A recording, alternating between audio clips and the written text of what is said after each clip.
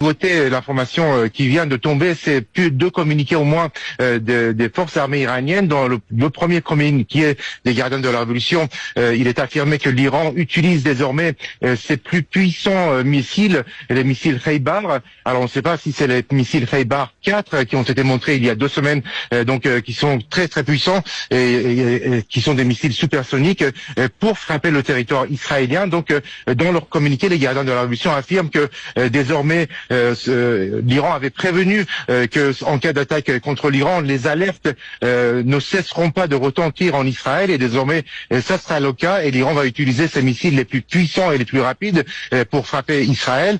Ça, c'est le premier communiqué. Un second communiqué a été publié par l'armée régulière iranienne, affirmant que d'une part une base aérienne des États-Unis au Koweït a été touchée par des missiles lancés par l'armée régulière contre cette base.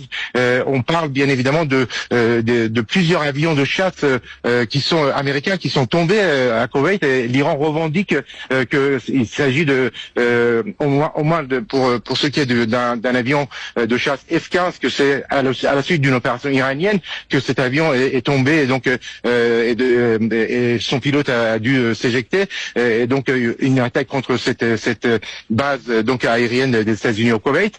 Et dans le même temps, une attaque contre le groupe naval américain qui se trouve dans le nord de l'océan Indien, à quelques centaines de kilomètres des côtes iraniennes, autour du porte-avions Abraham Lincoln. L'armée régulière iranienne affirme que des missiles ont été lancés contre ce groupe naval, sans dire si les missiles ont atteint leur objectif. Et enfin, l'Iran revendique également une attaque au drone contre les installations de pétrolières, une raffinerie de la société saoudo-américaine Aramco, avec un drone Shahed qui a visé une raffinerie de cette société. L'objectif de toutes ces opérations qui s'étendent de plus en plus, c'est de faire visiblement faire monter le prix du pétrole, de faire pression sur les pays occidentaux, sur les États-Unis, pour faire arrêter les opérations militaires contre l'Iran.